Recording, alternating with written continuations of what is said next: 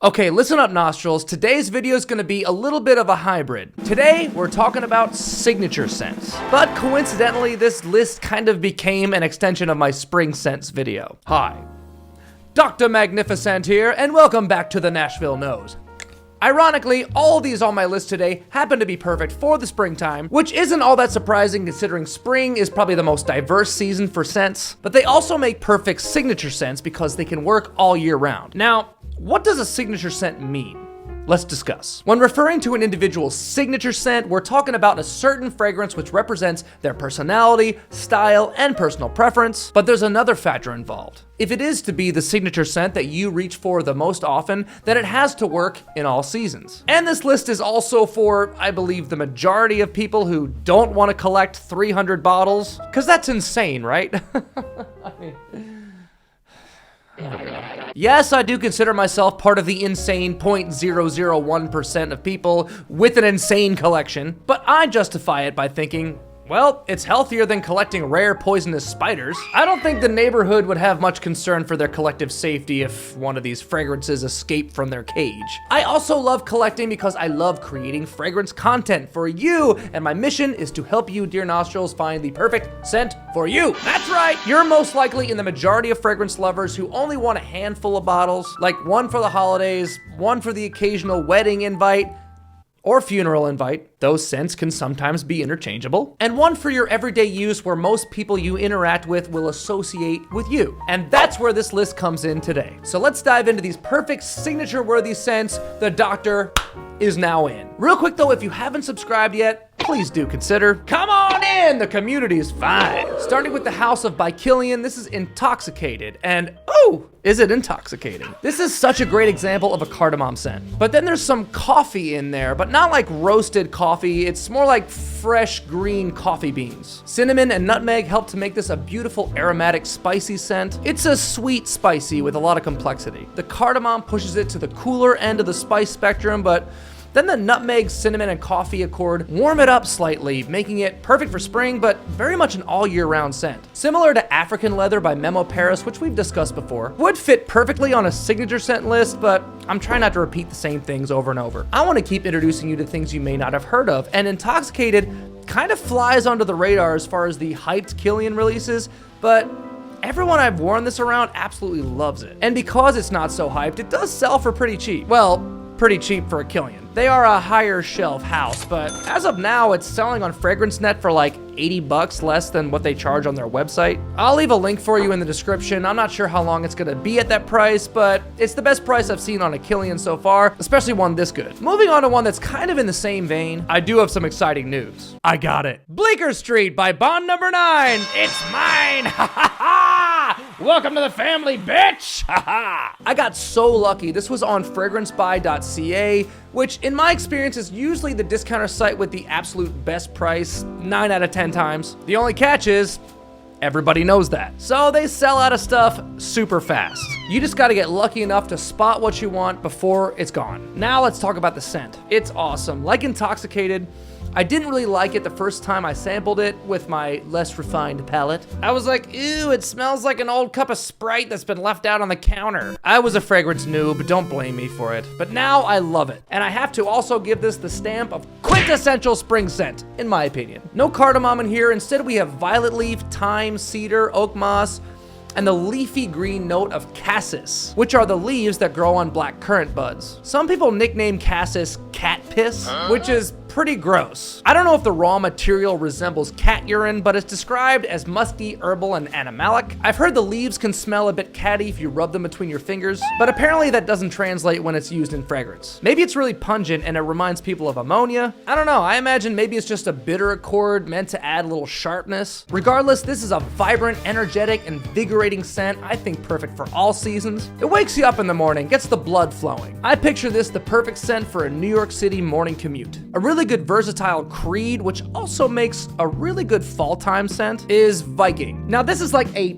fancy, luxury, top shelf version of something like Old Spice, which many have compared, but to me, this is just a very well done, woody, aromatic spicy. Almost blurring the lines into fougere territory, but not a full-on fougere. Creed Viking Cologne right here, is classified as an aromatic fougere, but the original here, could you leave, please?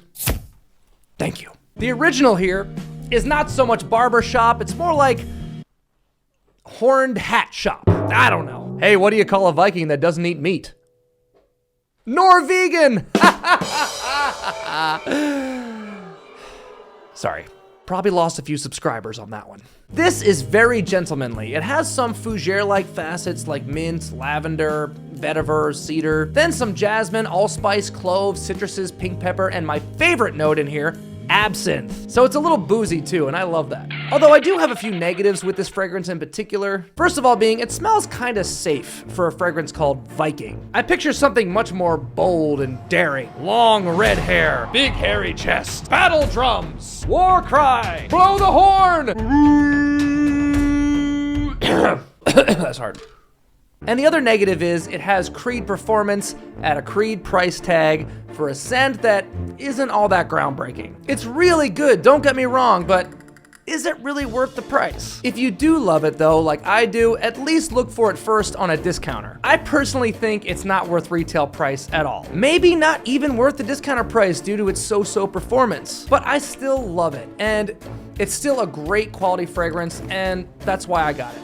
Next one. Okay, y'all, we're finally gonna talk about it. The 800-pound bottle in the room. Dior Sauvage Elixir. The Sauvage line finally got me. But here's the thing, if you're expecting this to be just a slightly different version of the original, it's actually pretty far from it. In fact, they could have just called this Dior Independence. Because when I first smelled it, I was like, damn, Dior now has something of niche quality. It feels kind of similar to Intoxicated, maybe not quite to that level, but the cardamom, cinnamon, and nutmeg provide that spice on top of lavender, sandalwood, amber, patchouli, and Haitian vetiver. I think it's lovely, but maybe not to the regular Sauvage fan. The only thing it has similar to the original Sauvage line is its beast-like performance, which is the best part of Sauvage in my opinion.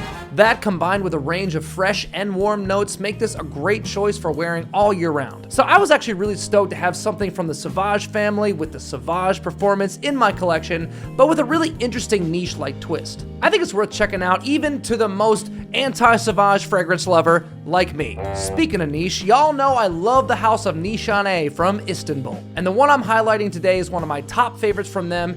It's 100 Silent Ways. This is a gorgeous scent. It kind of gives me Baccarat Rouge 540 vibes.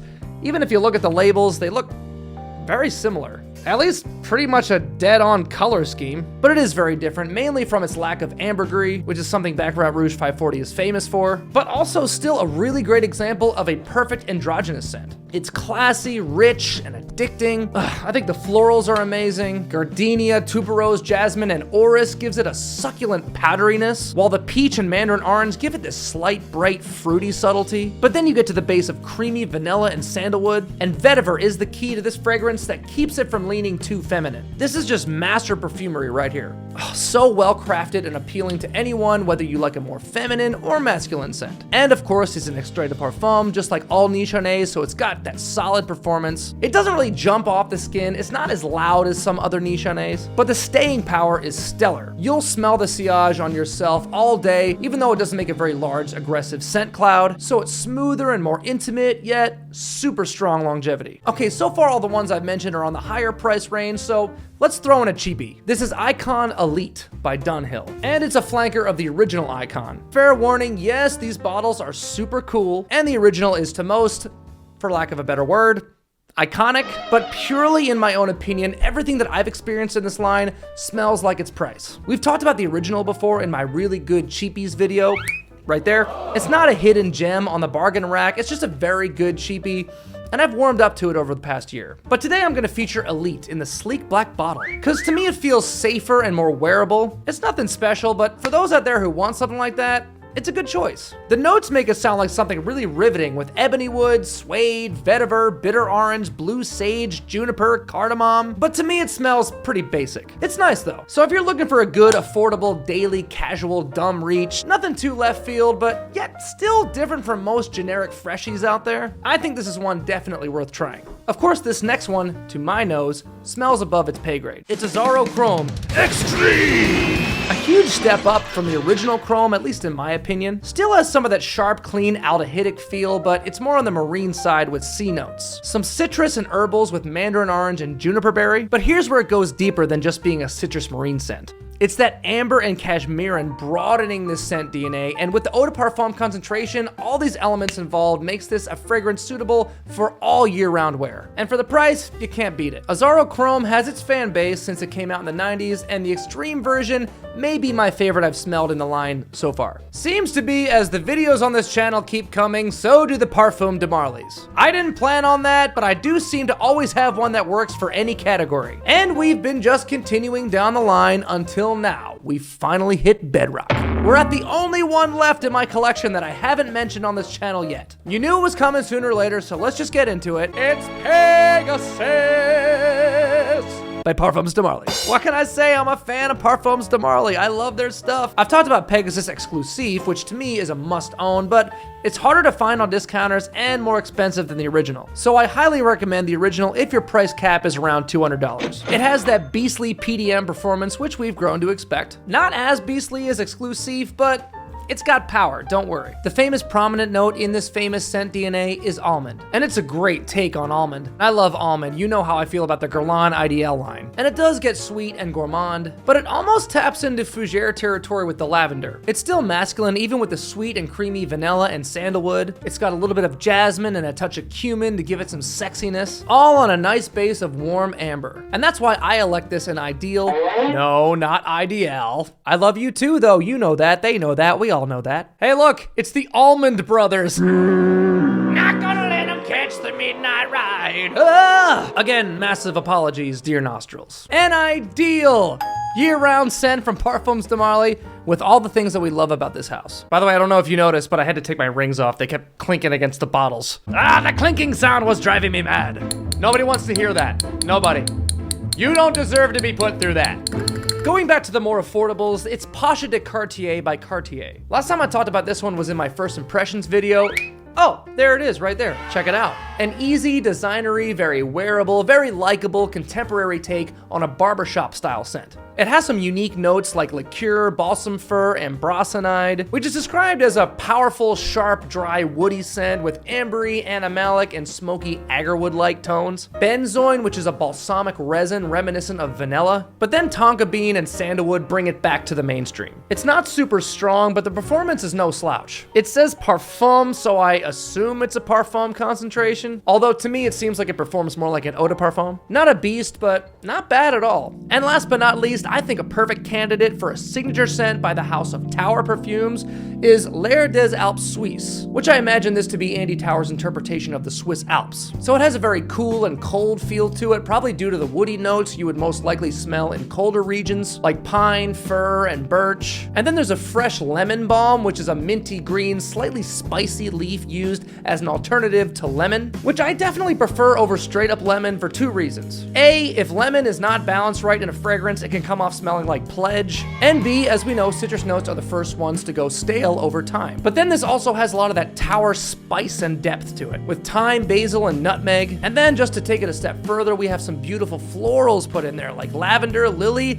and orchid. Not a very overly used floral note. But then it doesn't stop there. Why the hell not? Let's throw in some ambergris. We love whale poop on this channel. We love it. Thank you to all the whales out there for providing us fragrance lovers with some really good shit. I think this is a very fascinating and likable scent through and through with really good performance, so no matter the season, the occasion, the time of day, I think this will get you attention. And that's all I have for you today, but don't worry, there will be more. I have a lot of really great signature-worthy scents in my collection. Now I can put my rings back on. There we go. For more fascinating content, please subscribe and help us out. Why don't you give us a like and hit the bell to make this your signature fragrance channel. And for those of you out there looking for the perfect scent for you, I hope this can at least provide a good starting point, but the journey is yours and yours alone, because you are you and you alone. Right? Anyway, good luck, Godspeed, and of course, stay smelly. The doctor is out.